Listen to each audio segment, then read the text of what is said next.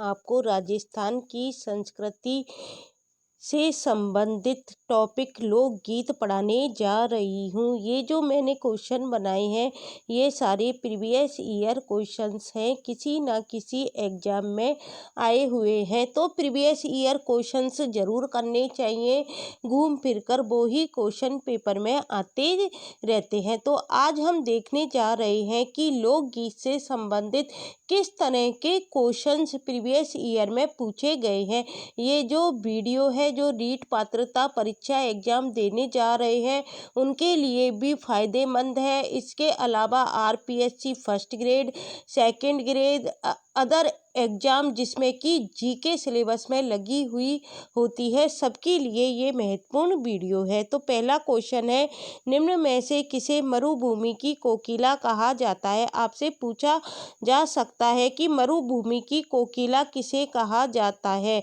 गबरी देवी को कहा जाता है, मांगी बाई को कहा जाता है, बन्नो बेगम को कहा जाता है या अल्लाह जिलाई बाई को कहा जाता है। तो जो मरुभूमि की कोकिला है वो किसको कहा जाता है, अल्लाह जिलाई बाई को कहा जाता है। मरुभूमि कौन सा क्षेत्र होता है, पश्चिमी क्षेत्र होता है जहाँ पर मरु प्रदेश की प्रधानता पाई जाती है। पश्चिमी क्षेत्र में हमारा बीकानेर का क्षेत्र भी शामिल है। तो ये अल्लाह जिलाबाई है, ये मरुभूमि की कोकिला इसको कहा जाता है। अगला क्वेश्चन है, किस प्रसिद्ध मांड गायिका को कला के क्षेत्र में योगदान के लिए 1982 में पद्मश्री अवार्ड दिया गया था। कौन सी प्रसिद्ध मांड गायिका थी जिन्हें कला के क्षेत्र में योगदान के लिए 1982 में पद्मश्री दिया गया था। अल्लाह जिलाबाई थी या गबरी बाई थी या मांगी बाई थी या उषा चौहान थी। तो ये कौन थी, अल्लाह जिलाई बाई थी। कौन थी, अल्लाह जिला बाई थी, जिसे कि 1982 में क्या दिया गया था, पद्मश्री दिया गया था। क्वेश्चन नंबर 3 है, बीकानेर की गायिका अल्लाह जिलाबाई किस राग गाने के लिए प्रसिद्ध थी। आपने देखा अल्लाह जिलाबाई के बारे में बहुत ज़्यादा पूछा गया है, तो आपको इसकी जानकारी होनी चाहिए। यह कौन सा राग गाने के लिए प्रसिद्ध थी, मल्हार था, मांड था या बसंती था। तो कौन सा राग था, मांड राग था, और इसको क्या मिल चुका है, पद्मश्री अवार्ड मिल चुका है। और ये क्या कहलाती है, यह कहलाती है मरुभूमि की कोकिला कहा जाता है। 1982 में इनको पद्मश्री मिल चुका है। और यह कहाँ की गायिका है, बीकानेर की गायिका है। कौन सा राग गाती है, मांड गाती है। और देखो इनका कौन सा गाना प्रसिद्ध है, केसरिया बालम आओ नी पधारो हमारे देश को अल्लाह जिलाबाई ने किस राग में गाया था। केसरिया बालम आओ नी पधारो हमारे देश को अल्लाह जिलाबाई ने किस राग में गाया था। तो ये कौन से राग में गाया था, ये इन्होंने मांड राग में गाया था। फिर गबरी देवी के बारे में पूछा जा सकता है, गबरी देवी राजस्थान की किस लोक संगीत गायन शैली से जुड़ी हुई है। तो ये जो गबरी देवी है ये भी मांड लोक गायन शैली से जुड़ी हुई है। लहंगा है, मांड है या लाल बिंदी है। तो किससे जुड़ी हुई है, ये मांड से। और ये कौन सी जगह की प्रसिद्ध मांड गायिका है, पाली की प्रसिद्ध मांड गायिका है। और गबरी देवी कैसे मांड गाती है, भैरवी युक्त मांड गाती है। अगला क्वेश्चन है, मारी बरसा रेली मूमल हाले नी ए आली जे रे देख नामक लोकगीत किस क्षेत्र का है। तो आप मूमल से पहचान सकते हो, मूमल किस क्षेत्र में गाया जाने वाला लोकगीत है, जैसलमेर में गाया जाने वाला लोकगीत है। जोधपुर का नहीं है, बीकानेर का नहीं है, सिरोही का नहीं है। मूमल कौन सी जगह गाया जाता है, जैसलमेर में गाया जाता है। मूमल में क्या है, एक युवती के सौंदर्य का वर्णन बताया गया है। कौन सा प्रसिद्ध राजस्थानी गीत एक युवती के सौंदर्य का वर्णन करता है, कुर्जा है, मूमल है, सपना है या गोरबंद है। तो वो कौन सा गीत है, वो है मूमल गीत। कौन सा गीत है वो, मूमल गीत। क्वेश्चन नंबर 8 है, सुमटिया लोकगीत का संबंध किससे है? जो सुमटिया लोकगीत है उसका संबंध किससे है? गरासिया स्त्री से है, सती स्त्री से है, वीरांगना स्त्री से है या भील स्त्री से है? सुमटिया लोकगीत का संबंध है भील स्त्री से। किससे संबंध है? भील स्त्री से संबंध है। क्वेश्चन नंबर 9 है, भीलों का प्रसिद्ध लोकगीत जिसे स्त्री पुरुष साथ मिलकर गाते हैं वो कौन सा लोकगीत है? वो है हम सीडो, हम साथ साथ गाएंगे। इस तरह से आप याद कर लेना। ये भीलों का लोकगीत है जिसे कि स्त्री पुरुष साथ साथ गाते हैं। तो कौन सा है? हम सीडो। सुवटिया नहीं है, जोराबा नहीं है, सुपड़ा नहीं है। सुवटिया तोते को संबोधित करके गाया जाने वाला गीत होता है। भीलों का ये प्रसिद्ध लोकगीत कौन सा है? हमसीडो है जिसे स्त्री पुरुष साथ मिलकर गाते हैं। और सुवटिया लोकगीत का संबंध भी किससे है? भील स्त्री से है। और ये तोते को याद करते हुए गाती है। सुवटिया जो लोकगीत है वो किसके प्रति गाया जाने वाला लोकगीत है? तोते के ऊपर है सुवटिया लोकगीत। जिसे कौन गाती है? जिसे कि कौन गाती है? जिसे कि भील स्त्री गाती है। अगला क्वेश्चन है, लांगुरिया लोकगीत है। लांगुरिया लोकगीत कैसा है? ये भक्ति गीत है। आपको पता है ये करौली में गाया जाता है। करौली में जब मेला लगता है तो लांगुरिया गीत गाया जाता है जिसे हम भक्ति गीत भी कहते हैं। ये विवाह गीत नहीं है, होली गीत नहीं है, प्रेम गीत नहीं है। कैसा गीत है? भक्ति गीत है। क्वेश्चन नंबर 11 है, लांगुरिया गीत का संबंध किससे है? कैला देवी से है, रानी सती से नहीं है, करणी माता से नहीं है, शिला देवी से नहीं है। ये सारे question PYQ previous year question है, किसी न किसी एग्जाम में आए हुए हैं। अगला क्वेश्चन है, पटेलिया, बिछियो एवं लालर क्या है? वैसे देखो ये बिछिया तो आभूषण का नाम है, लेकिन ये तीनों मिलकर आ जाए ना, पटेलिया, बिछियो और लालर, तो ये क्या होते हैं? ये है हमारे राजस्थानी लोकगीत हैं जो कि पर्वतीय प्रदेश में गाए जाते हैं। आभूषण नहीं है, बिछिया आभूषण है, लेकिन ये तीनों मिलकर आ जाए पटेलिया, बिछियो एवं लालर, तो ये क्या है? गीत है। राजस्थानी लोक वाद्य यंत्र नहीं है, राजस्थानी लोक नृत्य नहीं है। ये क्या हो जाएंगे? राजस्थानी लोकगीत हो जाएंगे जो आदिवासियों द्वारा पर्वतीय प्रदेश में गाए जाते हैं। अगला क्वेश्चन है, पावड़ा गीत कब गाया जाता है? जो पावड़ा गीत होता है वो कब गाया जाता है? बेटी की विदाई पर नहीं गाया जाता। ससुराल में जब जमाई आता है तो उसके आगमन पर क्या गाते हैं? पावड़ा गीत गाते हैं। पुत्र पैदा होने पर नहीं गाया जाता है। तो पावड़ा गीत कब गाया जाता है? ससुराल में जमाई के आगमन पर पावड़ा गीत गाया जाता है। क्वेश्चन नंबर 14 है, पंडित जसराज का संबंध किस घराने से है? तो पंडित जसराज है उनका संबंध क्या जयपुर घराने से है, डागर घराने से है, अंतरौली घराने से है या मेवाती घराने से है? तो आपको याद रखना है पंडित जसराज का संबंध मेवाती घराने से है। क्वेश्चन नंबर 15 है, नृत्य की कथक शैली का आदिम घराना कौन सा है? आदिम घराना जहाँ पर नृत्य की कथक शैली का प्रयोग हुआ था तो वो कौन सा है? जयपुर है। लखनऊ नहीं है, बनारस नहीं है, तो वो कौन सा है? जयपुर है। नृत्य की कथक शैली का आदिम घराना कौन सा है? जयपुर। क्वेश्चन नंबर 16 है, ख्याल की जयपुर घराने के प्रवर्तक कौन है? ख्याल की जयपुर घराने के प्रवर्तक कौन है? नसीरुद्दीन खां है, दुल्लू खां है, मनरंग है या हररंग है? तो ख्याल की जयपुर घराने के प्रवर्तक कौन है? मनरंग है। क्वेश्चन नंबर 17 है, राग मंजरी एवं रागमाला जैसे प्रसिद्ध संगीत ग्रंथों के रचयिता कौन है? जो राग मंजरी लिखी थी और जो रागमाला लिखी थी ना, ये किसने लिखी थी? पुंडरीक विट्ठल ने लिखी थी। किसने लिखी थी? पुंडरीक विट्ठल ने लिखी थी। क्वेश्चन नंबर 18 है, मरुभूमि के लोकगीत उनकी किस भावना के परिचायक हैं? मरुभूमि में जो लोकगीत गाए जाते हैं वो किस भावना के परिचायक होते हैं? तो उमंग के भी होते हैं, वियोग में भी गाए जाते हैं, हृदय की पीड़ा भी प्रकट होती है। तो इसका आंसर क्या आ जाएगा? सभी के लिए गाए जाते हैं। क्वेश्चन नंबर 19 है, राजस्थान में जोरावा गीत क्या है?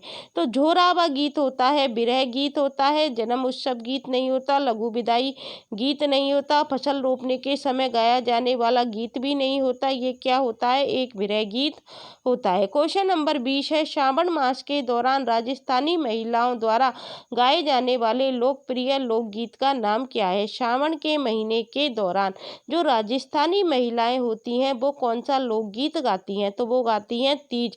रसिया होली में गाया जाता है, कजरी नहीं है, लोटिया नहीं है, तो कौन सा गीत गाती हैं? तीज के गीत गाती हैं। क्वेश्चन नंबर 21 है, होलर राजस्थानी लोकगीत में जो किसके अवसर पर गाए जाते हैं? जो होलर गाए जाते हैं वो शिशु के जन्म होने पर गाए जाते हैं। ये होलर है। होलर कब गाए जाते हैं? शिशु के जन्म होने पर गाए जाते हैं। विवाह के लिए प्रस्ताव देना नहीं, गणगौर उत्सव पर नहीं, विवाह के समापन पर नहीं, शिशु के जन्म होने पर होलर गाए जाते हैं। क्वेश्चन नंबर 22 है, निम्नलिखित में से कौन सी गायकी लोक गायकी की श्रेणी में सम्मिलित नहीं है? लोक गायकी की श्रेणी में कौन सी श्रेणी सम्मिलित नहीं है? तो देखो, ढोला लोक के अंतर्गत आता है, आला लोक के अंतर्गत आता है, बारहमासा लोक गायकी में आता है, लेकिन जो ध्रुपद होता है ये लोक गायकी के अंतर्गत नहीं आता। ये ध्रुपद क्या है? विशिष्ट मांड गायकी है, तो ये लोक गायकी के अंतर्गत नहीं आता है। ध्रुपद गायकी का आरंभ किसके शासन काल में हुआ था?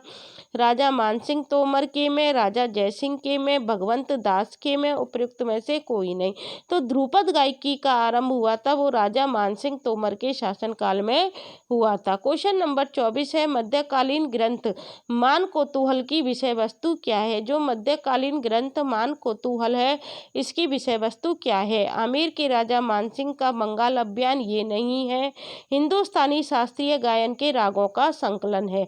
नागौर की रानी मानकवर के मनोविनोद भी नहीं है। साहित्यिक पहेलियां भी नहीं है। तो इसका आंसर क्या आ जाएगा? मान कौतूहल की विषय वस्तु क्या है? हिंदुस्तानी शास्त्रीय गायन के रागों का संकलन है। क्या है? हिंदुस्तानी शास्त्रीय गायन के रागों का संकलन है। क्वेश्चन नंबर 25 है, राजस्थान के उमर फारूक मेवाती का संबंध किस क्षेत्र से था? जो उमर फारूक मेवाती है उनका संबंध किस क्षेत्र से है? तो उनका संबंध संगीत से है, पर्यावरण से नहीं है, चिकित्सा विज्ञान से नहीं है, खेल से नहीं है। उनका संबंध किससे है? संगीत से है। यह अलवर के प्रसिद्ध कौन है? भपंग वादक है। अलवर के प्रसिद्ध कौन है? ये भपंग वादक है। क्वेश्चन नंबर 26 है, गौहरहारी डागुरी खंडारी का संबंध किससे है? ये क्या चीज है? गौहरहारी डागुरी और खंडारी, तो ये क्या है? ध्रुपद गायकी है। क्या है? ध्रुपद गायकी है। चित्रकला स्कूल नहीं है, हस्तकला केंद्र नहीं है, नील उद्योग नहीं है, ये क्या है? ध्रुपद गायकी है। क्वेश्चन नंबर 27 है, शास्त्रीय संगीत पर रचना राधा गोविंद सार के रचयिता कौन है? पूछी जा सकती है। शास्त्रीय संगीत पर रचना है, ये नाम क्या है? राधा गोविंद संगीत सार। इसके रचयिता कौन है? तो इसके रचयिता हैं देवर्षि ब्रजपाल भट्ट। देवर्षि ब्रजपाल भट्ट हैं। क्वेश्चन नंबर 28 है, किस महाराज के दरबार में 22 कवि थे, 22 ज्योतिषी थे, 22 संगीतज्ञ थे, 22 विषय विशेषज्ञ के रूप में गंधर्व 22 विद्यमान थी? तो कौन से के दरबार में थी? ये जयपुर के महाराज थे। कौन थे ये? जयपुर के महाराज प्रताप से। कौन थे? जयपुर के महाराज प्रताप। जयसिंह के में नहीं थी, मानसिंह के में नहीं थी, भगवत सिंह के में नहीं थी, जयपुर के महाराज प्रताप के यहाँ 22 गंधर्व 22 विद्यमान थी। क्वेश्चन नंबर 29 है, राजस्थान कबीर यात्रा का संबंध किस क्षेत्र से है?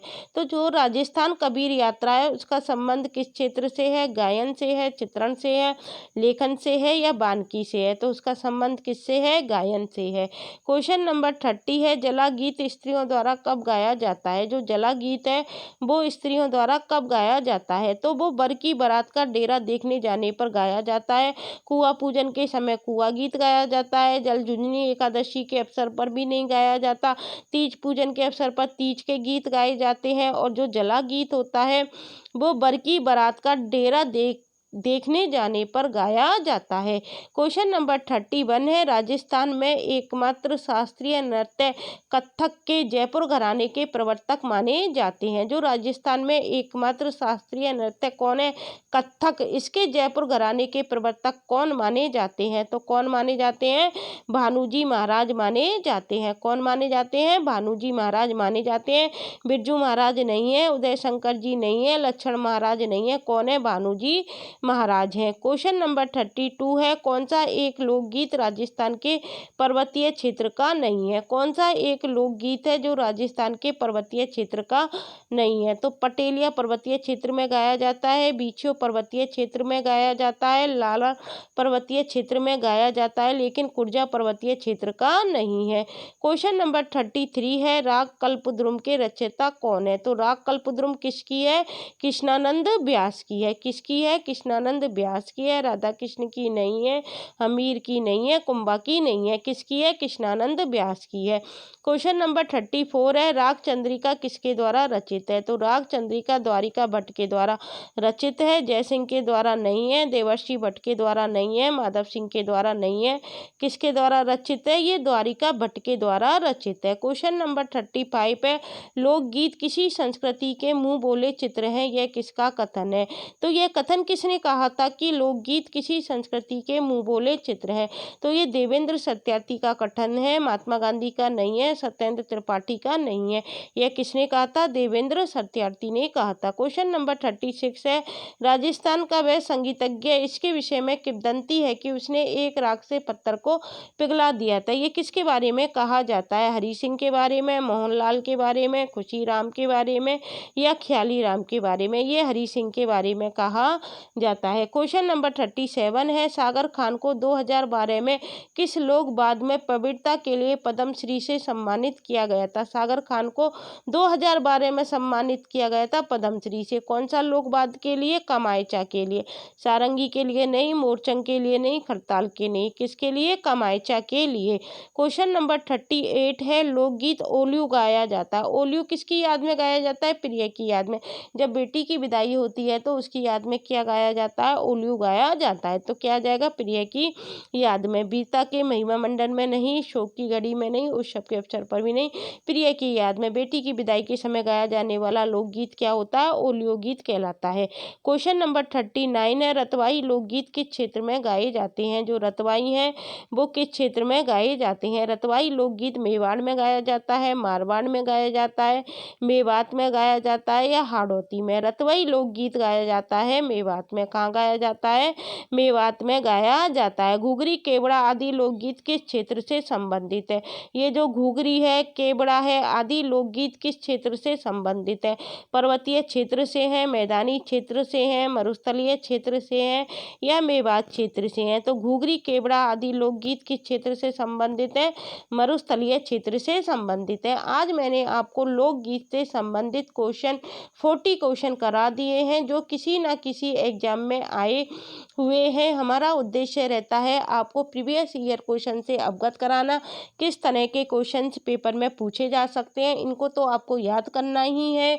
इसके अलावा जो भी मैटर लोकगीत का हो वो सारे क्वेश्चन आप याद करके जाना। कल हम जीके से संबंधित अगला टॉपिक लेकर आएंगे जो रीड से भी संबंधित रहेगा, फर्स्ट ग्रेड से भी संबंधित रहेगा, सेकंड ग्रेड से भी संबंधित रहेगा। यदि आपको ये वीडियो अच्छी लगती है तो इसे लाइक, शेयर और सब्सक्राइब करना मत भूलना। Thank you guys.